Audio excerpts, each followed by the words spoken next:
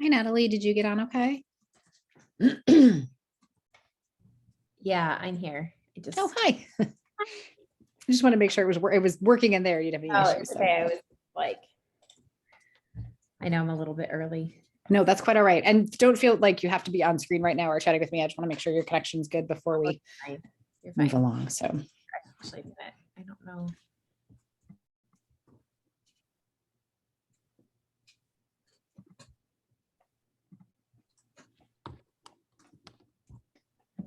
So are you back home or are you? I am home. Okay. I know I haven't, my kids don't even know that I came home because they thought I was going to be gone for 14 days, but they were at ski camp, which is like an hour away. Mhm. Sunday. And they were supposed to get home today. And they were like, I called my husband and I was like, I hate to do this to you. Like my kids, I'm like, don't even tell the kids because there's like so many change of plans. But I was like, you just have to stay out of the house for 1 extra hour. He's like, go on. So like, I know you've like had them at ski camp for 4 days, but can you like take them to ice cream or something until this is over? Yes. Yes. Oh, I know the feeling. A lot of moving parts. Yes. I have a 7th grader and a 3rd grader. So similar of, yeah. And my, our author last night, there was an author and his wife actually was going to jump on and do the moderating, and they have 4 kids. And they were like, well, we just sent them out with a grandparent so we could have, do this Zoom from our home. Yeah. And I was like, I totally get it. I know. I'm like, stay out of the house. I know. We do Instagram lives every Tuesday, and I'm like, try and like book all like their extracurriculars during that time so that they're just like not even in the house. Isn't it nice when those things work out? Like both of my kids will be doing a summer program in June. And I think because they're 4 years apart, and so they don't often overlap with stuff, but I think both time slot, like both of them will be in something at the same time, like without my even trying. And I'm so excited about it. I love that. I love that. I know next year, my oldest, he'll be in middle school. And so we're like going to be on a different school schedule for the first time in a couple of years. And I'm just like, oh, so bummed, but yes. But it stretches it a little bit. That's when we hit, well, my oldest hit middle school when we were during quarantine, when we were in COVID, but in lockdown, but it's actually okay because she leaves earlier and she comes back later. So then like I get her out the door and then I can focus on the other one. Right. So ours is the opposite. So like our littles, they leave the house at 7:45 and then they like get home around 3:15. We moved out of district. So it's like a little bit of a from like drop off and pick up. But then our oldest, his junior high, he's going to an alternative junior high and they share buses with like the mainstream junior highs. So he doesn't start till 9:30 every day and doesn't get home till like 4:45. So I'm like, I feel like that is gonna like throw off our rhythm. Yes. Yes. My oldest doesn't go to the junior high that's nearby us either. And so she leaves the house so much earlier because her bus is taking her farther away. So same thing. So hi, Teri. Hi, Teri. Good. And Holly is joining us as well. So we should all be here. Hooray. Hi. Okay. Hello. How are you? Oh my gosh. I need more light. No, but maybe clean your camera. Yeah, I'm going to in a second. And do I need my AirPods? I left them in the house. I should go run and grab them. Would you think, should I have a headphone too? I know. I'm like, should I have my AirPods in or what? I feel like I can hear you both really clear. I can hear you. Mm-hmm. Good. Okay. Oh, let me get something to clean. Yes.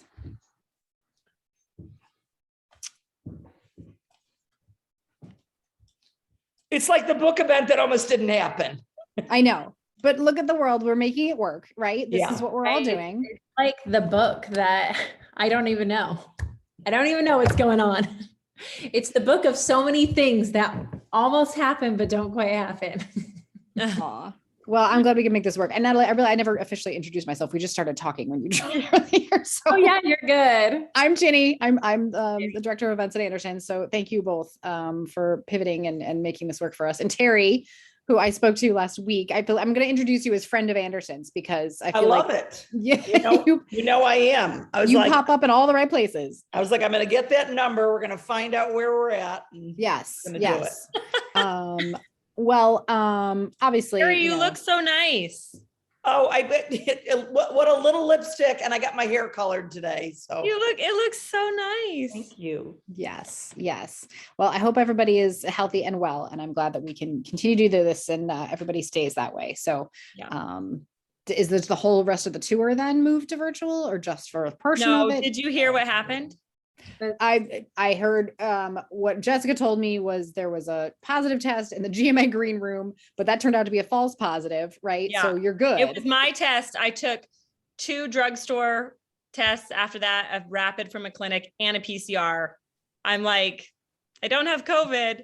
Yeah. So I'm just testing every couple days, but like by Friday, they're like, if you've had numerous tests, like there's no way. So they wanted to be really, really safe. Yeah. And just New Jersey was a really small event. So we'll try to redo something when we go back out there in May and redo GMA. So this was the only like huge bummer, because by the time we got the PCR results back that night, we were like, why did they make us cancel? But they were like, it's just best to be super safe. And and we get it, but it just stinks so bad that it does stink. And we're so sorry you can't be here Yeah. in person. But we were teasing that in order to be part of this event, and now it's confirmed, Teri, with your hair relatively brand new colored, as you say, but still, you have to be a brunette to be on screen for this event, first of all. And I missed the memo that we had to wear dark shirts. So thanks, guys. I think we have like 8 minutes. Right. Just go change. But it was, I don't have like a display behind me. Like my other house, I had like a nice buffet, but like Oh yeah, we were like, where are we going to do it? What's going to work? And I'm like, let's just go to the kitchen. And then it's a little messy. We moved everything so it looks clean. But great. if I was you just gonna do see a tour, you'd be like, there's dishes in your sink. Yes. Oh my gosh. Oh, well, I want to show you my kitchen because I am, my husband's out of town a couple of days. So like dishes are just everywhere, like, and everything is everywhere. And I got to wait to run the dishwasher till children shower and the whole 9 yards. No one asked for you to enter this event. Thank you so much. Go away. And Is that a child or an animal? that is a child who listens about as well as a pet would, I think, but sorry. Oh, and here's Jessica. No, you're done. Thank you. I should have taken your route, Natalie. Please just stay out of the house for another hour, right? They're like, just 1 more hour. They're like on their way home from like a 2-hour drive from the mountain. And I called Mort and I was like, you're going to have to just like find something to do. Get lost for now, right? I'm going to give you a pack of cigarettes and $100 bill. And a bag of Snickers, and that's all I can say. Yeah. That's so funny. I'm going to let Jessica in, actually, speaking of, so she can say hello. But I won't let anybody else in, obviously, till we're time. But hello, Jessica. We know you were there. We are saying hi. How many people registered for the event? So we ended up at, I was just going to look that up. We ended up at, oh, now it's calling it past, which is obnoxious. So give me a sec here. Not on the page I wanted it to be on. 31. Oh. And Is that less than what was signed up to come to the store? no, so that's including everybody. So that's all people that that's bought. a smaller event too. Yeah, you know, it's interesting. What we're finding is that some people are totally cool with 900 people for Bob Odenkirk last month. Sounds great because he's from Naperville. Other people, and they, you know, but like the mask requirement just ended the end of February. And so everybody's still like, today was the first day in the office that we all didn't wear our masks in the basement of the bookstore. Yeah. We're all just sort of getting back out there. So some folks are super comfortable, some are not. And the other thing we're figuring out, especially, and you guys with kids, as we were talking about, Natalie, we'll get this too, that all of a sudden in March, all of the school stuff was just like back, all the activities, all the open houses, all the testing, conferences, the whole 9 yards. All the flu and the hand, foot, mouth, and all the Yes. things that nobody's had. Yes. And so because our immune systems are like germs, what are those, right? And so I think everybody is very last minute, right? Like if I feel like it, I will go to that kind of a thing. Yeah. And so we're seeing, you know, kids events are really rough right now because kids are exhausted from being in school all day. They're traumatized by being at school because the last 2 years have been very traumatic for them. Right. And so are teachers. So it's still a free for all. Yeah. Absolutely. And I But think too, if we promoted it virtual, we would have a lot more than the last Yeah. minute it's virtual. yeah. Yeah. So, But I mean, I'll be glad to have this. We could talk, and I know this conversation will be great. We do record it mostly in case anybody has an issue with the tech and can't watch it live. So we don't, put Gotcha. it out there. If you guys want me to put it out there, we certainly can, give it a week or two after the tour so people don't feel like they're getting that for free instead of going to an event. If you guys want to do that, we can do that. Otherwise, we can just keep it, totally private. I mean, I think it's nice if you do it in a couple of weeks because people might, get a book. Yeah. That's kind of what we Yeah. figured, but I always want to clear that with you guys. Yeah, that's fine with me. Okay. Awesome. Jessica, you're hiding in the background there. We know you're on. We let you in early, but you haven't said hello. I didn't want to, I Hi. keep going to chat in the chat box. But no, I totally agree. I think we should totally share it just once the tour wraps and all the events are done, then we can put it up and have people tune in. Yeah. It's a great idea. Fab. I'm happy to do that. And we'll cut out all the beginning stuff and everything. I now And know then how I to will edit tell video. people- I'll also tell people if you have questions. So, I mean, are we thinking we're going to run for like a half an hour and then we'll do questions, or what is your thought? Give or take, I would say definitely wrap up by the end of the hour. Yeah. But however you want to divvy it up in between then. I mean, if you guys are in a great combo, it also depends on how chatty folks are. Right. Sometimes they just don't put in questions until we sort of beg for them. And sometimes they're super chatty. So we can kind of see how that's going. Okay. As far as format, I have just a brief intro of the store, a little commercial. I'll intro the three of you and I will disappear and turn everything over to you guys, monitoring the chat in the background the whole time. Once we do decide to do Q&A, which can totally be whenever you guys feel like you want to, I can come back on and feed you questions, or any of the three of you can grab questions from the chat. Whatever you're comfortable with, I'm happy to do. Okay, great.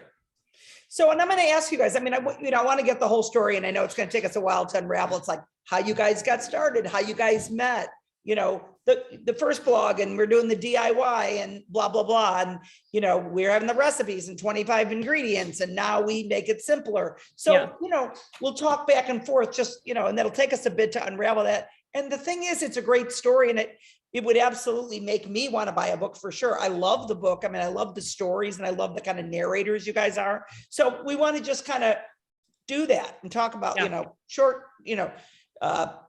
just some tips in the kitchen that you guys have, and, all of that, how cooking smart. So, I mean, tell the story. I mean, it's going to take some time, but you guys will go back and forth and it'll be interesting. Yeah. Awesome. Great. Who's Jenny, are you going to introduce us, or are we going to introduce ourselves? Yeah, I have intros for you guys. I have your bios, yours as well, Teri. Okay, fantastic. I love that was a napkin. I think, Teri, was that? It was actually my cashmere sweater. My cashmere. I just felt like it was on brand for it to be a cloth napkin, right? Like, I love it. I don't know. That It's was like- my shirt too. I'm like, oh, that's even better. Like I'm an angel. It's fabulous. It's mean, like a little aura, this is what we do for virtual events, right? Like, random things happen and pets jump and children show up and cameras fall over. We all just go with the flow now. We're all used to it. Yeah. And I'm wearing a dressy top with pants. At least I'm not just wearing underwear. Oh my gosh. I have Like no that- shoes on. Just Me either. That And is my very favorite thing about virtual events, is that like I could be in sweatpants and nobody would know, right? yeah. Yeah. I'm in full sweats and a scrunchie, which is why I'm not on the camera. Amazing. Like, you deserve it. You deserve a really long nap. Yeah. Really long nap, really long bath, just really So long do you vacation. guys. You all look so great. I'm so excited for this. Oh, thanks. Yes. Well, it's funny working with publicists like Jessica, I hear their voices all the time because we talk on the phone and through email, but not often do they get to actually come to events. So oftentimes like we'll meet in New York or at an event or something and be like, oh, that's the face that goes with that name, unless I've been creepy. And we've been working together now, like 12 years, like for so long. It's so Yeah. It'll be 10 for me this summer that I've been at Anderson's anyway. So Wow. yeah, so must have been, well, 10. crazy. Well, because you were at Macmillan at first, right? Is that where I'm remembering? Yeah. Yeah. Yep. Exactly. Everybody goes back and forth. So And I'm also, of course, I'm going to ask you about our in common favorite publisher. So we're going to chat a little bit our favorite publisher. fantastic. I love it. All right. Well, they're lining up here in the waiting room. I know we'll get more jumping on as we start the couple of minutes, but we can go ahead and get started if you guys are ready. Let's do it. All right, fabulous. Love my favorite admit all button. Light is streaming like it's an aura. You've been chosen, You're Teri. glowing. You're glowing. My dead mother is saying hello. Well, hello, everyone. I know you're all getting situated and connected here, and we'll give you a moment to do all of that as we discuss the chosen light that has hit each of us in certain ways, though especially with Teri this evening. Certainly not due to any nice Chicago weather, unfortunately, but thank you so much for joining all of you. My name is Ginny, and I am the director of events with Anderson's Bookshops. Want to thank you all for being here, our authors, and I'm including Teri, our moderator, in that, and our authors as well, and all of you for joining us. Of course, we had hoped for this to be in person, and we're excited to have you into the store with us. Thanks for bearing with us as we pivoted here to virtual. We're glad that this is a normal thing now for everybody, and that we could make that quick decision so that we could still be able to share this awesome book with you guys tonight and this time with Holly and Natalie. For those of you who aren't familiar with us, Anderson's is an independent bookstore right outside of Chicago in Naperville and Downers Grove. We have been owned and run by the Anderson family for 6 generations now, which makes us the oldest single family run bookseller in the country. So we're pretty proud of that. We're also relatively recently now fully women owned, which is also very exciting for all of us. So thanks for your support. We're getting close to our 150th anniversary. So, but it's events like this and your support and participation here that allows us to continue to do that. So thank you so much. Our events calendar is quickly filling up with both virtual and in-person event options this spring. Just a couple others we have coming up: Charlie Jane Anders, Anna Quinlan, Jeffrey Eisner, another cookbook author, Paul Holes, if you're into true crime, and Don Winslow with his newest book. So check out our website, andersonsbookshop.com, and all of our social media for more details on any of those.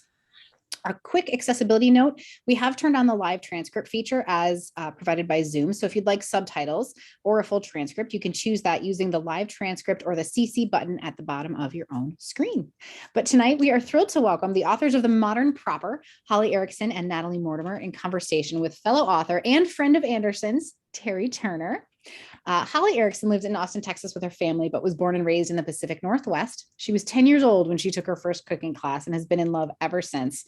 Her devotion to hosting parties and gathering friends, her subscription to every food magazine out there, and her short stint as a caterer joined forces to serve as an informal kitchen education. In 2012, she and her friend Natalie bonded over their shared passion for food, and The Modern Proper was born. And Natalie, who's joining us from Washington State, where she lives with her husband and 3 kids. Her love for food can be traced directly to her grandmother. I love this story. And the beautiful dishes she brought to the table at every family celebration. After years of soul searching, she found her footing in 2012 when they launched The Modern Proper. With no formal education in food, but plenty of passion for good meals, Natalie and Holly have together successfully reached the homes of millions from all over the globe. And as I mentioned, our friend Teri Turner, we're so glad to have you on as the conversation partner. Teri, of course, is the creator of the popular food and lifestyle blog No Crumbs Left, and the book by the same name, for which you have joined us for events in the past. She has always been committed to bringing magic into the kitchen when cooking for her family and friends. And she is involved, of course, with the Whole 30 takeovers and global meetups. And her weekly podcast, Table Talks, featuring Teri one-on-one with a guest, captivates her followers. She lives in a native Chicagoan and shares her life with her partner, Roy, dividing their time between Chicago and Northern California, both of which have not great weather right now. But we're glad that none of us have to experience that because we're here on Zoom, right? So no snowflakes, errant snowflakes for anyone this evening. Welcome to all 3 of you, and thank you so much for being with us. Thank you. Thank you for having us. Of course, So of course. We're so excited about The Modern Proper. I got the book a couple of weeks ago, and I've done a deep dive. So it is, first of all, I'm a longtime fan, a longtime follower, always inspired by the food that you guys are doing and sort of our shared passion for making weeknight dinner, not have it be a nightmare, and that we just share that passion for, doing it for ourselves and our family. So we welcome, and how exciting is all of this and this book tour? Yeah, it's amazing. This is like I think this is the official start of our book tour. So we're very excited to be with you, Teri. I love it. Yeah, it's been eventful last few days, but we are having fun and we're rolling with the punches, and it's very fun to be here with you.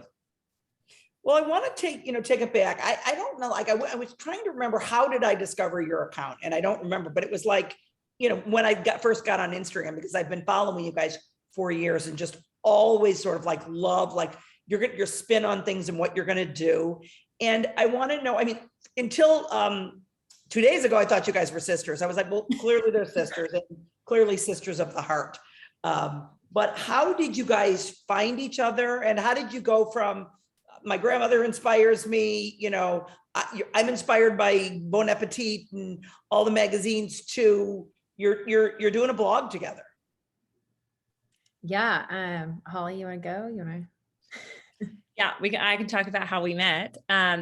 My husband and Natalie's not yet husband at the time met on a band tour. My husband was live painting with the band, and her husband, Mort, was playing the drums. And Scott and I were very newly married, and we became good friends with Natalie's now husband, Mort. And so when they met, Natalie and Mort met, it was like, you have to meet my girlfriend. You have to meet my girlfriend. So eventually we met, and obviously it was like love at first sight. We became friends, and we loved talking about food and all the things that we had in common. And my husband and I lived in Seattle for a while. Then we moved to Houston, Texas for a few years. And then when we moved back to the Northwest, right before my daughter was born, we chose to live in Vancouver, Washington, because we knew a few couples, one of which was Natalie and Mort. And we just had kids similar ages, and we were hanging out all the time and constantly talking about food. I don't know. Do you want to share about our blogs that we had back then? Yeah. And I think at the time, I mean, this is not in the book, but like, if there's any moms on here, like you might be able to relate. Neither Holly and I had like careers we were pursuing at the time, but we both like had this hunger to create or like just be a part of something bigger than what was just going on in our home, even though that is like the most valuable thing to us still to this day. And like our number one priority is what's happening in our home. And so we had even like talked about like, should we go to nursing school together? Like, remember we had that conversation, we were like, because we just spent a ton of time together. So we were kind of on this journey together. And then we had talked several times about how like I had just as a creative outlet thought, I'm going to start a blog. And the blogging world landscape was just so different back then. That was like 9-10 years ago than it is today. I mean, people were just like writing their life stories on blogs. And while that still exists, like Holly and I always say, we're much more of a recipe website. So we are like an information website and a content driven website versus like a blog of like sharing our hearts. So I had put 2 blog posts together. The name of that blog was The Modern Proper. And then meanwhile, prior to living in Portland, Holly had a blog called The Together Table, which I still love the name. And someday you might see a cookbook come out called The Together Table, because it's like, I was using the Together Table as a way, because I had started catering for a lot of events, and people would always get a hold of me and ask for a certain recipe. And it was always, searching for the recipe and figuring out what menu I had put together and what they were asking for. So I had put together, I wasn't doing any stories. It was literally just links and photos from the event, so that if somebody came to a baby shower and they were like, oh, the caterer did, made this dish or this salad and I want it, then at that time I wasn't creating my own recipes. So we kind of had talked about, should we do something together? We were like constantly picking berries or foraging for mushrooms or going to farmers markets. And we were like, wow, we should like merge our 2 blogs. And we just, like, if we did it together, then we would hold each other accountable to keep moving forward, which like Holly is definitely the harder worker of the 2 of us. So it's mostly for a lot of years. That was like not the last few. In the part. The last year, like every Tuesday we would get together with our babies at the time and take pictures. And, at the time we were like creating these really elaborate like recipes, because I think we were like trying to create this really beautiful brand and this aesthetic that like things that we looked at that inspired us. But If you have read the beginning of the book, you'll see that quickly changed because as our brand started to grow, so did the busyness of our lives. Our children got older. I added a third kid to the mix, and Holly added a third kid to her crew. And it was just like, what we wanted was simple dinners that tasted as good as these elaborate recipes that we had like started writing in the beginning. And so we scaled way back and then really streamlined everything. And then that's when we realized, oh, we have a lot of people out there that want that same thing. They want delicious recipes. They want it like simple. They want to feel inspired when they're making dinner, but they don't want to have to go to 3 grocery stores to get all of the ingredients. And they don't want to spend 2 hours making dinner or learning how to cook while they're making dinner. So our recipes just started we started writing them for novice cooks and with simple instructions, simpler Easy to find ingredients. And that's when we realized oh, we have this audience that is hungry for this and they are engaging with it. And then I would say that's when we really grew. And then Holly and I just always knew someday we're going to write a cookbook because we have limitless recipe ideas in our head. I dream of recipes. I'm sure you can relate to that, Teri. Do you just think of recipes in your head when you're laying in bed at night or you're watching, I will be watching a movie and I pull out my phone because I'm they're eating a dish or taking pictures. 100%. I mean, everywhere we go, it's inspiration because everything you eat and everything you see, it's just oh, how could that be pulled in and how do we spin it? And I mean, I think that's the most fun part of cooking for sure.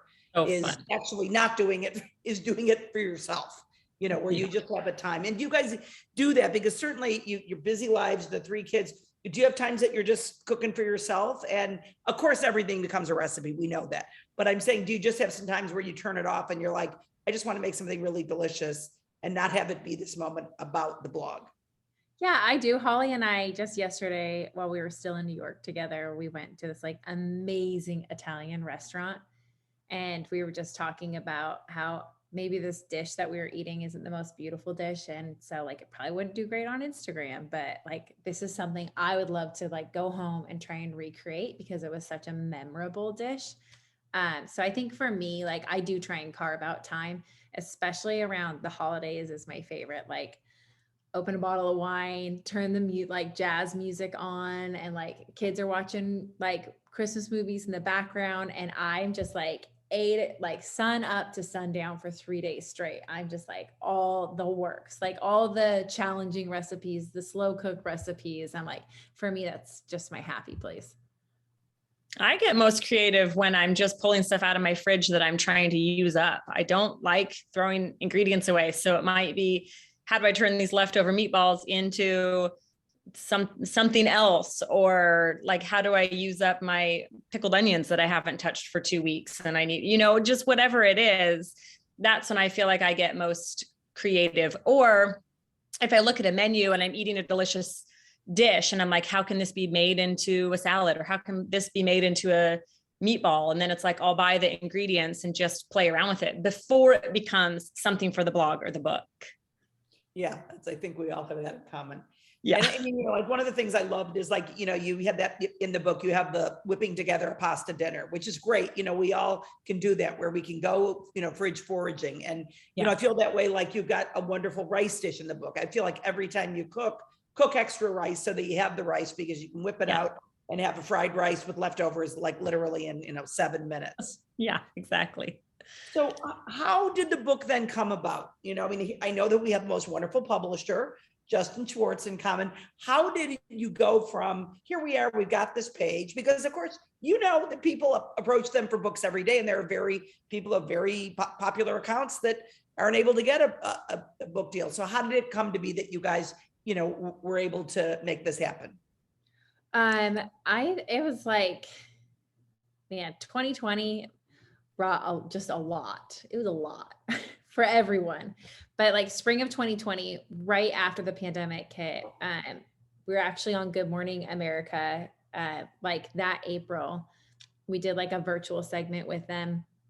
just about using what you have on hand. And I like showed my pantry and my refrigerator on Good Morning America. I showed like some pantry staples and then after that, our lovely agent, Andy, reached out to us and she's like, do you guys have representation? And then it just kind of snowballed from there. And so she helped us put together a proposal, which in a lot of ways, that was the hardest part about writing the book. I don't know about you, Teri, but I think for me, like, and I don't know what Holly would say to this, but it really forced us to stop for a couple of months and really decide like what direction we want to take the brand. What are our core values as a brand? And it was a conversation that needed to happen for our brand, for us to continue to write recipes and for us to make sure that the recipes we were creating was reaching our audience. And so the proposal was like a really eye-opening, wonderful, challenging experience. And I think we wrote like 4 or 5 proposals, right, Holly? Like we kept scrapping them completely and then just starting over. And then after that, Justin just was like, I'm going to make this book. I love that. And we're lucky because he's exceptionally good at what he does. And he's so dedicated to his authors and he's super smart. Very dedicated. Yeah. You know, all of that. One of the things that you guys said is that weeknight dinners are your greatest challenge and your greatest joy. And I'm like, isn't that just like life in a nutshell and being an adult? How it's like we all want, you know, some really beautiful, spectacular food and connect with the people we love and eat a luscious meal. And also we just want it not to be hard. Yeah. Yeah. I remember one time Natalie and I were at an event and they asked the audience, it was a women's event, and they asked the audience who makes hot breakfast for their kids. And I remember Natalie and I and like 3 other people in a room of maybe 100 plus were like, we make hot breakfast.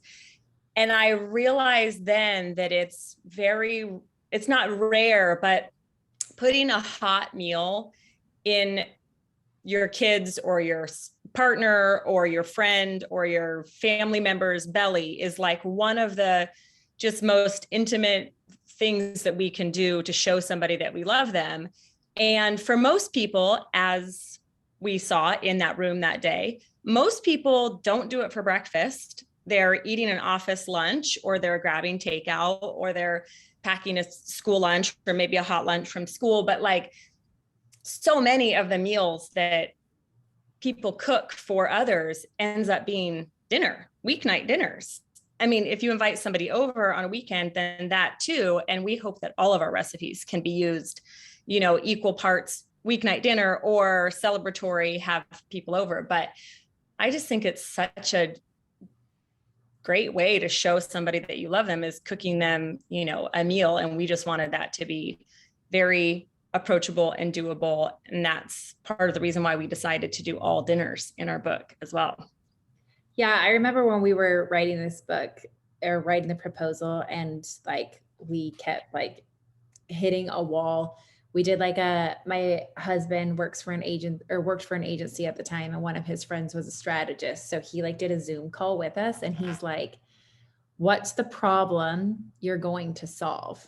And you need to think about that. And so I think that's where that quote came from, is that we're like, the dinner, like what's for dinner? That's the problem we want to solve. And it's what's for dinner on a Monday night when you have to take your kids to soccer. It's what's for dinner on a Thursday when you have worked till 8 p.m. and you live alone. And it's what's for dinner on a Saturday when you have the whole day to cook and you're having family and friends over. So I think that's like, it's the greatest question. And sometimes it is a problem. Sometimes it is a challenge. Sometimes it's like, I have to feed my family this moment, like, and I don't know what to feed them. Like this last year, especially, I've had so many times where I'm like, look at the clock and it's 6 o'clock. And I realize I have not even started dinner. And so much of what is in this book and how we write on the blog comes from that place of like, where do you start? Like, I love the pantry pasta. I make that so often. And I'm like, just rummage through our pantry or through the freezer and whatever we have, we just like dump in the pasta with that simple cheese sauce. And I'm like, there's a 15-minute dinner. And by the way, pasta has protein in it. So completely.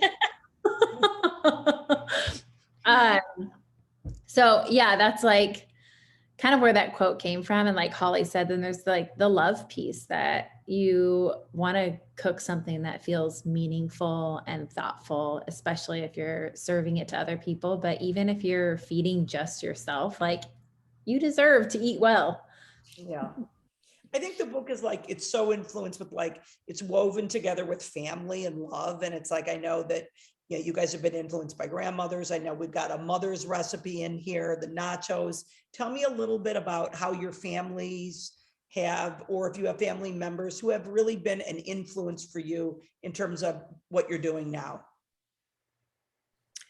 For me, my mom, she'll say that she didn't, but I just remember dinner as one of my favorite times. And she would always make casseroles or she always says now like, oh, you didn't learn to cook from me. And I'm like, but I really did learn to gather around a table with my family. I remember so much about dinner time in growing up in my house. But I would say, I only got to see my family, my extended family, a few times a year, but my dad's family, oh my gosh, can they cook? And they, it's Uncle Lee with his special spinach salad that he puts so much garlic in. And it's, and then he makes these like special cookies. And then it's my aunt, I have an Aunt Holly. So it's like my Aunt Holly with, whatever she makes. And I just remember, I've always had a love for food. So I just remember kind of so many people having, my grandmother my grandpa Spiro is from Greece, and she would make all the spanakopita, all that, all of the stuff. And I just remember, really loving being at a big gathering, the family wassail, like whatever it is. I just always remember this like kind of traditional, like, oh, I have this every year when I see my family members and so makes it. And it's just such a memorable thing. And then my husband, I always joke about how I learned to cook well because of jealousy, because my husband's best friend at the time, his new wife was just like this gorgeous ballerina, and she was just cooking everything from Bon Appetit. And my husband would always like 2 months later be like, oh, remember that thing that Carrie made and da da da da. And I was always just like, wow, food really, really impacts people, including my husband, for just such a long time. Like a meal that you create, somebody's going to remember for a long time. And I would do that with my family members, like, oh, my uncle makes this specific salad, or I was just really influenced by that. Yeah, I love that. I love those deep food memories and the way they just, are just, our entire lives are built on these experiences. Yeah. What about you? So my grandma was one of 10 from a Polish Catholic family in Los Angeles, and they were all very close in age. And so we would go down to LA like 2-3 times a year, and it was everything was like the whole family would get together. They were very loud. They ate a lot of food, and a lot of Polish food, or anything that took like 3 days to make is what we would eat. And so I loved going to her house because she never let my mom in the kitchen. And so my mom, she wasn't a bad cook. She's a quick cook. So it was like, we ate a lot of steamed vegetables, baked chicken, and rice, which great, healthy. I was like an athlete. So just get the food on the table and out the door. But when grandma would come to town, like she would literally get off the airplane, and my mom and I were just talking about this the other day. She's like, do you remember when grandma would get off the airplane with her grocery list in her hand? And I was like, oh my gosh, I wrote about it in the book, Mom. It's in one of the head notes. And she's like, my mom was like crying, like, oh my gosh, I'm so glad this memory is going to live on. But yeah, she would get off the airplane, and she would like, when me and my sisters were teenagers, so I'm one of 4 girls who all love to cook and entertain and host. But yeah, she would get off the airplane and she'd be like, invite all your friends over, but somebody has to take me to the grocery store first. And she knew there was always like 20 people. My parents were pastors and had like a parsonage style house. So it was always like open door policy, like every Sunday, 30 people at my parents' house. Like the house was always filled. So yeah, I just grew up big family meals, the louder, the better. Like if it was just the 6 of us, it was like quiet. And my kids will tell you this, and Holly's kids are the same way. Like they ask every single night, is anyone coming for dinner? Like every single night, like 5 loud humans is not enough. But yeah, my grandma, she would just make everything like chop the onions, just so, you know, like slow simmering pots of spaghetti that she would start at 8 o'clock in the morning. We would eat at like 8 o'clock at night. And she would make pierogies and Palackis and all the Polish food. And everything was like, it was just, she was an artist. So everything was an art for her. And yeah, so that's like my love for food comes from that. My family is now, there's 11 grandkids and 10 adults. So it's like, there's 20 of us when we get together for holidays, and it is loud and so much food, like just so much food. Yeah, I love that story. And in a way, it reminded me of myself, because when I go to see my kids, and my kids, it used to be that they always come home, but they're now living in California, and my children's father lives there too. So I'm the one that goes out there, and I bring an extra suitcase where I have things like all of my spices and a pan to cook with and a knife. And I have my menus of what I'm going to be making. And they're given lists in advance. Take my credit card, go and get these things. So I'm like, oh my God. And I think, you know, you will find when you have kids and you're visiting, you're going to be doing the same thing. I mean, Oh yeah. I love that. I try to this day. I'm like, okay, I want each one of my kids to have one recipe they come home for. And maybe this is like super dysfunctional, but I feel like not at all. I think it's fabulous. I'm like, I keep asking them, okay, what's your favorite recipe? And I try and make whatever that one kid's favorite recipe is, like on a consistent basis. Cause I'm like, if they ever move away, I want them to come home for mom's fill in the blank. And it's okay if it's different for all 3 kids, but I'm like, there's a few dishes that I love making that I know it's because my kids love it. And like when the fall hits and I make our tortilla soup, my kids are always like, they haven't had soup in 6 months, and they're always looking at it, and then they take a bite and they're like, oh, we forgot how good this was. But like those, like, that's what I cook for. So yeah, hopefully I am that mom. Grandma's flying with her grocery list and her olive oil in her bag. And how did the name Modern Proper happen?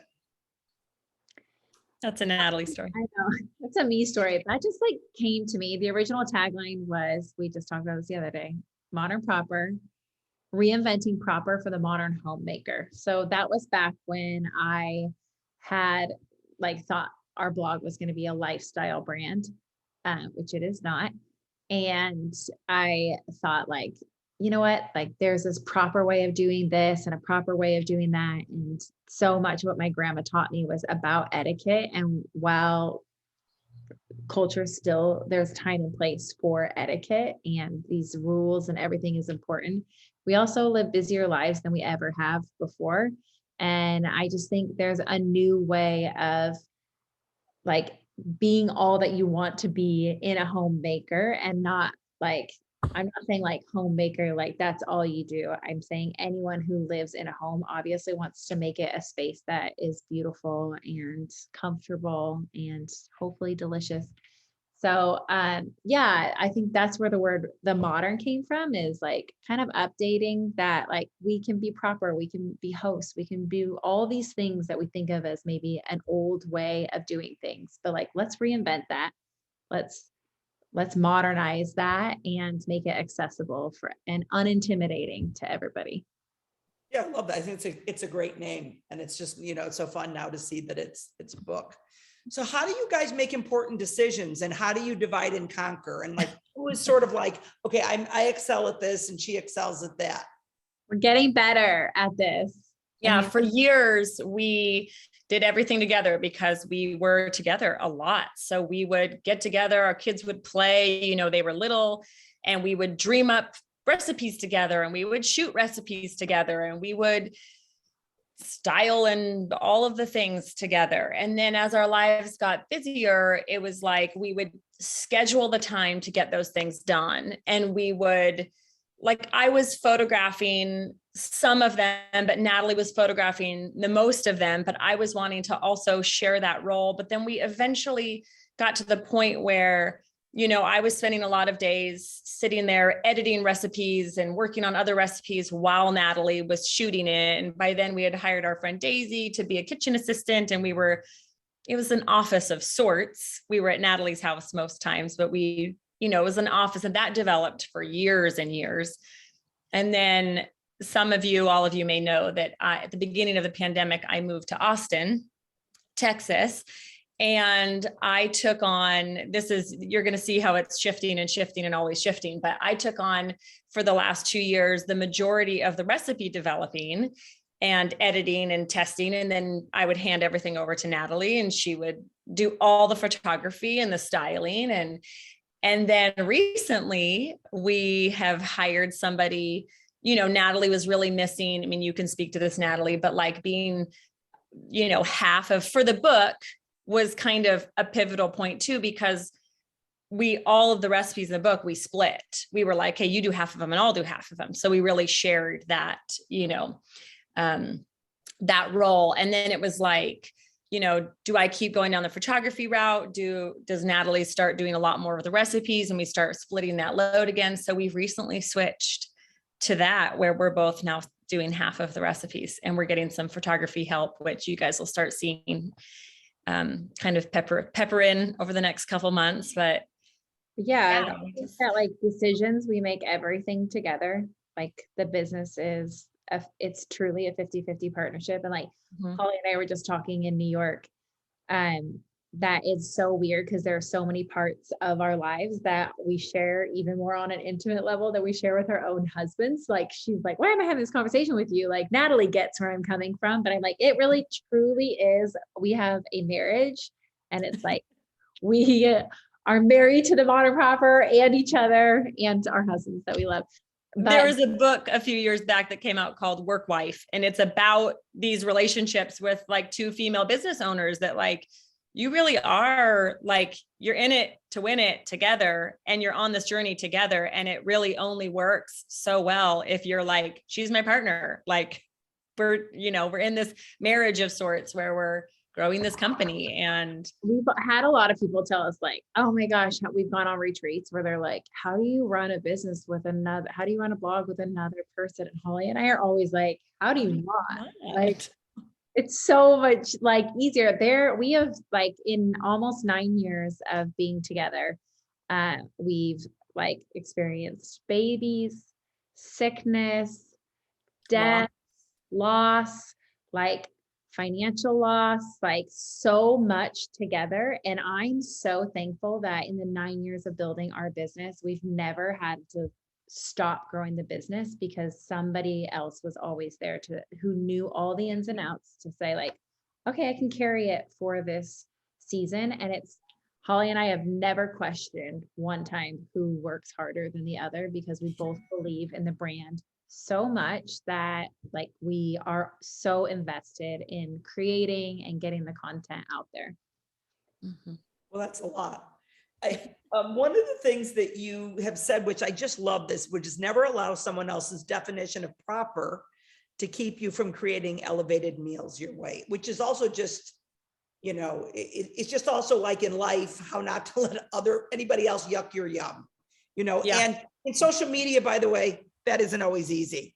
So tell me about that. I love that. I think it's beautiful. And how does it also relate to how you handle the folks that show up that aren't gracious? I had a woman yesterday very upset about a sandwich I made. I saw that whole story. Where you're like, oh my gosh, get a hobby, Yeah. But we all take our businesses really seriously and all of that. And so how do you handle all of that? Go for it, Holly. I don't know if I have an answer right away. Well, how does it affect, do you probably get some of that on your page. And I just wonder, I just always wonder with other bloggers, how do you handle that? And is that hard? I mean, again, we have each other. So it's a lot of screen grabs and sharing and eye rolls and just like, oh my gosh. My favorite is, please, Natalie, tell the story. You might tell it better than me, of the lady who made our chimichurri. She knew, she said chimichurri. I have it saved somewhere, and we like call her the chimichurri lady. It was like 6 years ago. She wrote us this very upset review because she made chimichurri. And if you don't know what chimichurri is, like the heart of it is olive oil, garlic, parsley, oregano, red wine vinegar, and red pepper flakes. And like, that's it. And so she wrote us, this didn't taste very good. I don't know why people are so excited about this, Granted, I didn't have red wine vinegar on hand, so So I I used red white wine. and my leftover Merlot from last night. And I didn't have. She's not a fan of one of them. Yeah, I'm not a fan of parsley, so I use cilantro. Cilantro. And I didn't have oregano on hand, so I just used rosemary from my backyard. And I was like, lady, I don't know what you made. That's not chimichurri.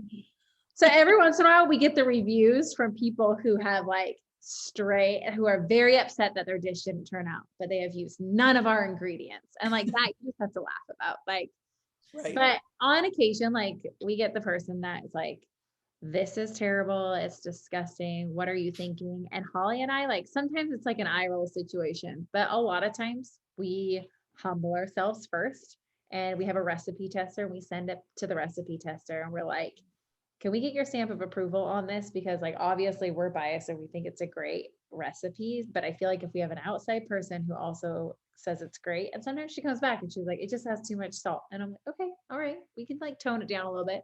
But yeah, I don't know. Like, I think that both Holly and I try and like just build each other up and when those moments happen. But yeah, I would say that was how we handle it. So in the journey, what has been like, oh, I don't know, someone that's followed you, that's a celebrity, or some moment you've had, or you've been noticed somewhere, like what are have been some of the best moments of the journey thus far for you? I think every time someone recognizes us out in public, but doesn't just say like, you're the Modern Popper, when they say, oh my gosh, I love your tortellini soup. Like when they say a specific recipe, when they recognize you, like we took our kids to Disneyland together a couple months ago. And we had a couple people like stop us and be like, oh my gosh, we're so excited for your cookbook coming out. But they named specific recipes that they make on a regular basis. And I'm like, I remember hearing somewhere that the average person only makes the same 20 recipes every year. And I'm like, that's this book, that's our blog. We want you to find your 20 recipes on our site. And so I love it when someone's like, I love this recipe, because I know it's in their 20 recipe rotation. And it means like we've hit the nail on the head and like it's stuck with them. So I think that's my favorite thing as we've grown, is when people come up and they're like, I just make this recipe. It just warms my heart. I think my favorite moment or event is, Natalie and I, when we were started, we were a few years in, and we were still doing, like, you'll see it's written in the book, like the Valentine's Day party with our kids, and we're schlepping them around, decorating tables and making, 3D hearts and hanging them from the ceiling and whatever, like all this stuff. Well, they're sick. Yeah, like semi-crafters, I don't know. We somehow were putting enough content out on the blog, out into the world, where the Savor Blog Awards like got a hold of our blog and nominated us for the weeknight dinner, most inspiring weeknight dinner categories. And it was in 2016, and we got to go to New York together. And it was like our first, like, I don't think we had been to a blogger retreat or like anything before that. It was like the first, like, wow, we're really doing this moment. But also, this is what we stand out for, is these like weeknight dinners. And it was very shortly after that trip that we were like, we are weeknight dinner girls through and through. And like, this is now what Modern Popper is about. And we kind of slowly over the next few years just started getting stuff off of our blog that was not, recipes and not like the crafty stuff, just kind of not getting any traffic, get it off the website type move. So I think that was my favorite, like very pivotal moment for us. Yeah, and what an honor. I mean, everyone wants to be nominated for a Savor Award, and to have that happen and to go and be recognized is certainly something really exciting. So in the book, what part of this are you really the proudest of? Was it the process or the recipes? Because it is, what an honor it is, to do a cookbook. And to me, it's like, what a love letter to your children that, that they can go and have mom's favorite recipe. I love that forever. My kids can go and, they know I have a whole chapter of just family recipes. What part of this, or what part of the process are you the most proud of? I think I'm proud that like while our kids are still young, that like Holly and I did it. Like I'm just proud that we made it happen during a global pandemic in 2 different states with 6 kids between us who are all working like homeschooling and doing remote school, by the way. Like I look at this as like a representation of that like good work pays off. And if you wake up every day and decide that's what you want, like you can go out there and get it and like you can make things happen. And I'm just like really proud that I chose every day to not give up and to make the decision to do it. And like when I flip through these pages, like I get emotional because I think like in my youth, never in a million years, I was a terrible student in high school. Did I think I would have the wherewithal, the drive, and the like the connections, the skill? Like I never would have pictured this, and not just this. Like it's so beautiful. Like, and I'm not saying that because it's our baby. Like I really think I am so proud of how beautiful the book turned out. I'm proud of every recipe that's in there. So like, I know there should be like one thing, but I'm like, for me, it's just, I look at it and it's a reminder of how hard we worked to get there. And like, I'm just look at it with pride. Totally. I mean, I was getting emotional just listening to you and even thinking about this event having to go virtual, but like Natalie and I did this whole book in the middle of a pandemic where we were homeschooling our kids and like navigating this crazy landscape. And it just feels like that much more of an accomplishment to, and then here we are, the first event of our tour, and we're just like having to pivot to virtual. And I think it's just like a relentless, like Natalie was saying, like desire to put out there what has like been in our hearts for so many years as young kids learning how to cook, or newly married wives learning to cook for our friends, and then moms and all the things. I just think we did such a good job obviously choosing like our agent and our editor and our publishing house and our photographer, and like all of those things made it just come together so beautifully. But I think the fact that it relatively smoothly in the middle of a pandemic makes me just feel that much more proud of this accomplishment. So I love that. It was a lot to be proud of, and it's extraordinarily beautiful. Who was your photographer?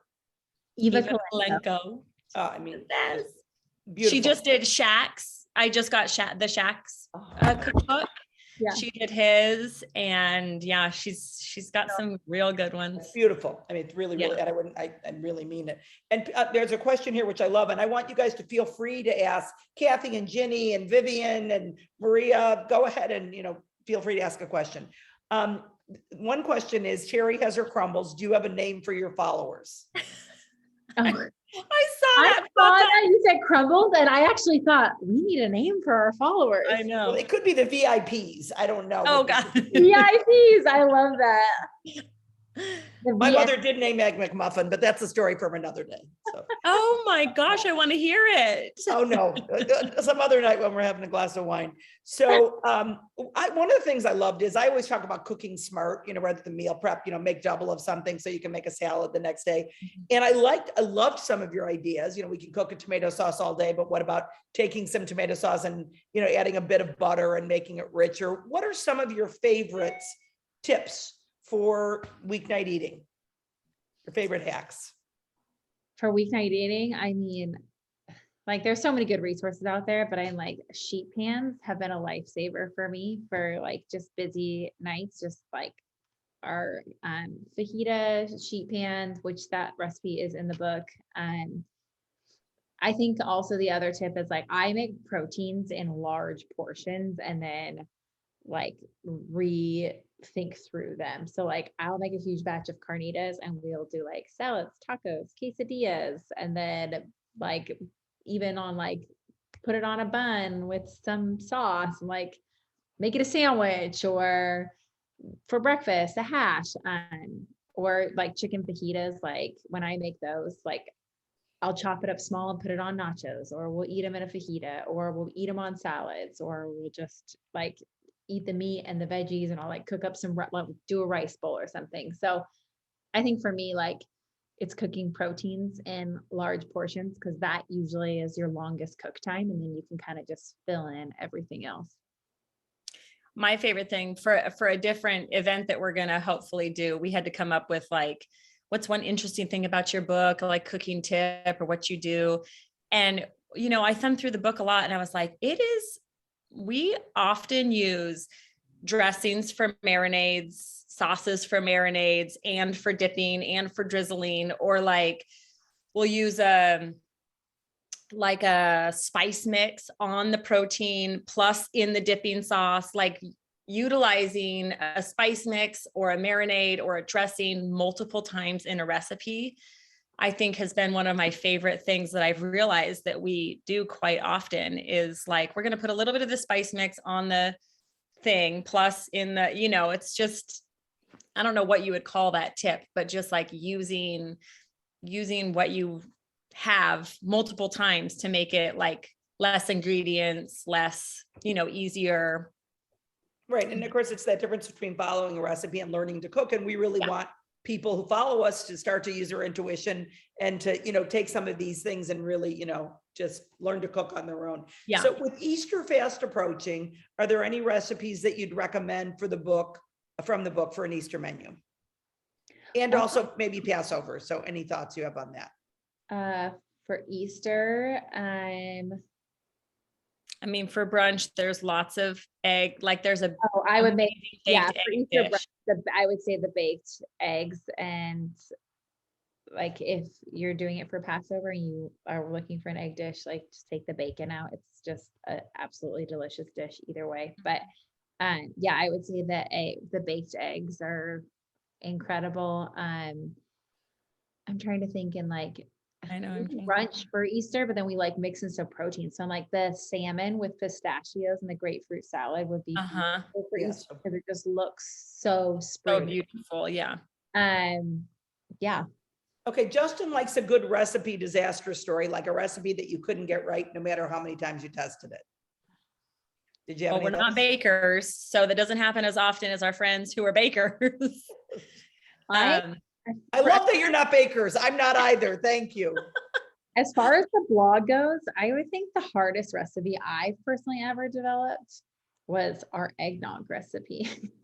Like, getting the consistency right for eggnog we had jars and jars of eggnog in our fridge for like a week. I just kept telling my husband, like, just have eggnog for breakfast. And it was boozy. So what does that say about our family? I don't know.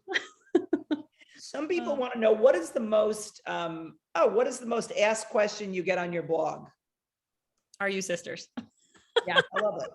There's nothing better than that right there. Yeah. And what are your top recipes on the blog? Like the things that people come to again and again? The skillets, the tortellini soup, our carnitas, I was gonna say the white bean sausage skillet and the kale potato. or the kale potato skillet. Yeah. Um, A couple of our chicken dishes are like go-tos for so many people. yeah, our sheet pan fajitas, our the broccoli meatballs, our skillet enchilada, chicken enchilada. Which, do you hear a theme here? It's all like skillet, one pan. Yeah. Yeah. Those curry meatballs that ended up in the book. Yep. Vivian wants to know, what is, if you had to eat one thing one meal the rest of your life? Normally I don't allow people to ask this question, but I'm gonna let Vivian. What is it going to be? What are you picking? Is it like one meal, or is it like? Yeah, one meal. Yeah. That's hard. I feel like that is very hard. It might be that salmon with shallot mashed potatoes and broccoli. So good. Look. The pot roast that we have in our blog or in the book, the pot roast that's in the book, it doesn't really look Italian style pot roast. It doesn't really look like a pot roast because it's not a single roast. It's actually cut up into bite-sized pieces. That is my favorite thing that I make for company. I make it for Christmas every year. We had it for Thanksgiving instead of turkey the last 2 years, and my kids love it. And it's one of the things, like, I don't know, Teri, if you can relate to this, but sometimes when you're cooking a recipe over and over again, it doesn't taste quite as good always as like when you Yeah. because you've been tasting it as you cook. And I Yes. think because I've made this recipe so many times that I don't have to taste it as I cook it, and it cooks for a long time. The house smells amazing. That first bite, I'm always like, I can't believe I made this. So good. But that's probably what I'm like. Braised beef of any kind that's like slowly cooked in wine and garlic is my favorite. Sounds delicious. So tell me about the rest of the book tour. Where are you guys going? Or are you having virtual events, or what happens from here?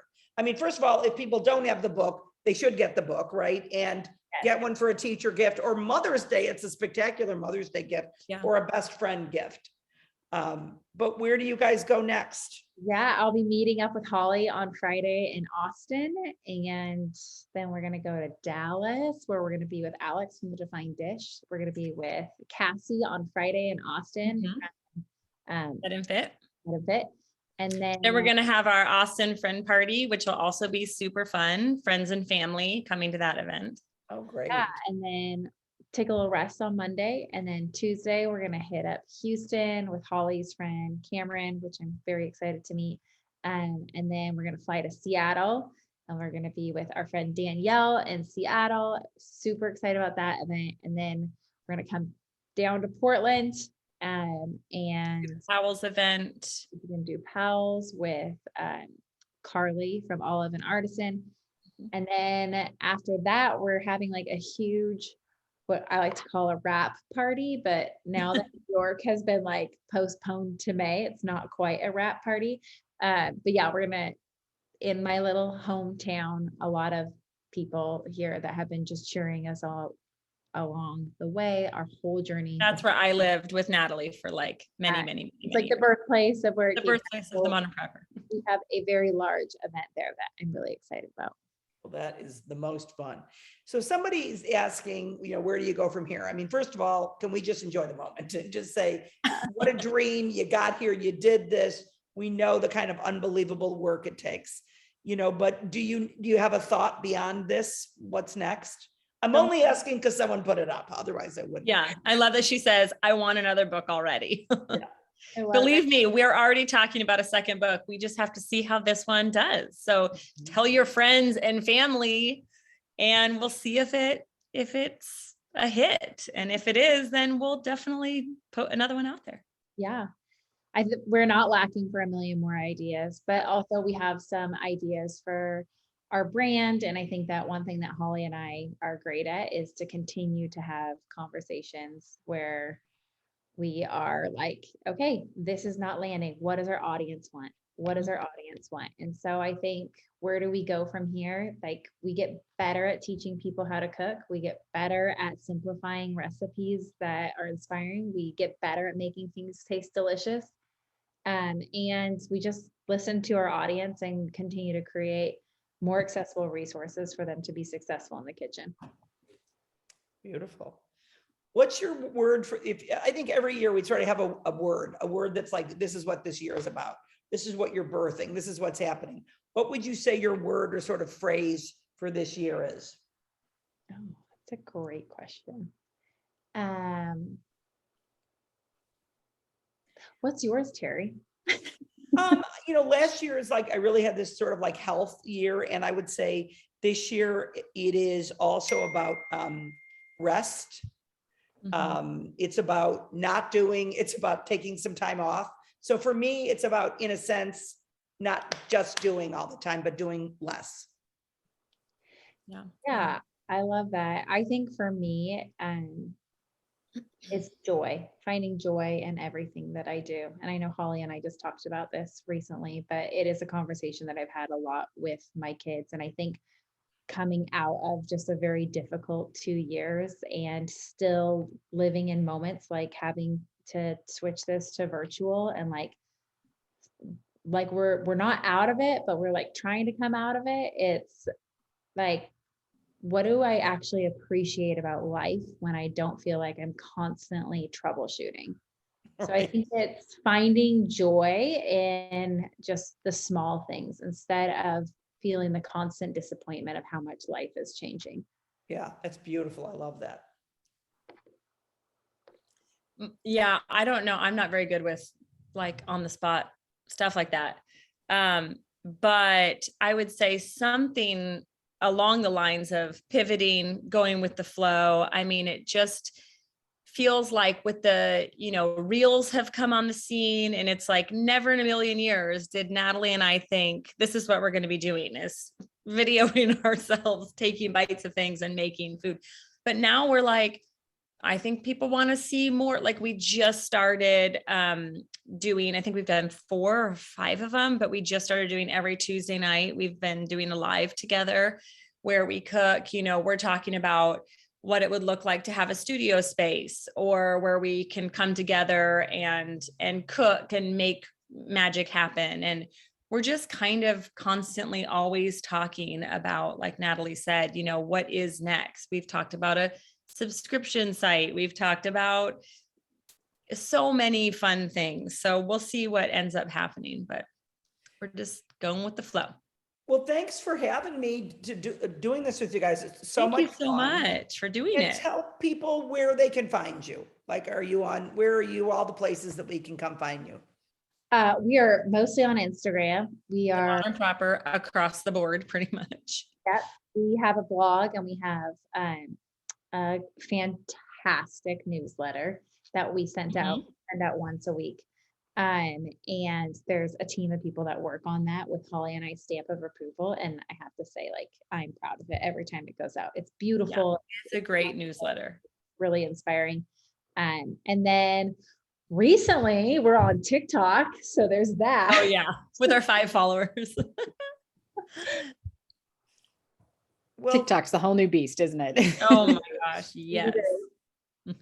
well, I'm going to be excited to be cooking with my Modern Proper cookbook. I'm going to see one of my kids is having surgery, and I'm going to go be with them, and I'm bringing the book. Oh, Let me I have love some that. You're a good mom. And Thank you so much. I know you're such an inspiration to us, and we're so thankful that you were able to join us and help moderate the conversation. And I know it won't be long before we're with you in person. And I know. and We're gonna make that happen. Yes. Well, we would love to have you in the store and be the scene of that if that works out at some point in the future. So thank you, Teri, for joining us. Thank you, Natalie and Holly, for pivoting and doing this with us virtually. We really appreciate it. I did drop a link in the chat. If you don't yet have a copy of the book, then you can get one from Anderson's right there. I think we're getting signed things from you guys, since you were going to be here to sign them, and we'll figure that all out so we can get those to you for those of you who are expecting it. So you'll get an email from Anderson's via Event Combo, our ticketing platform, when your book is ready to pick up or be shipped out. So just hang tight until you get that information so we can coordinate some of the logistics that virtual events require us to coordinate as far as shipping signed things and all of that. It's a little the back end of all of that, but congratulations to the 2 of you on the new book. And all the success. We appreciate you making life a little bit easier for weeknight dinners for those of us that are trying to feed our kids. It is much appreciated. But everybody else, happy cooking, happy reading, happy eating. I hope you love it. Yes, stay safe. And we are looking forward to the next things from you guys. Thanks so much for being with us.